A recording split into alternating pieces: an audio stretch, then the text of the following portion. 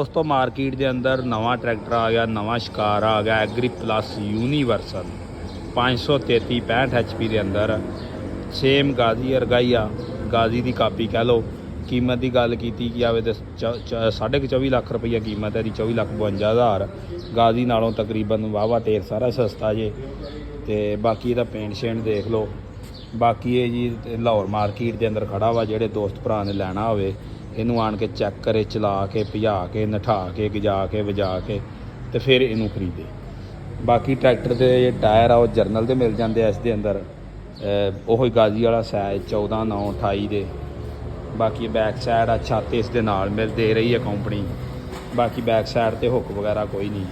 ਬਾਕੀ ਇਸ ਦੇ ਅੰਦਰ ਇੱਕ ਆਹ ਕਲਰ ਆ ਦੇ ਸਕਦੇ ਤੁਸੀਂ, ਇਹ ਦੋ ਕਲਰ ਅਵੇਲੇਬਲ ਆ।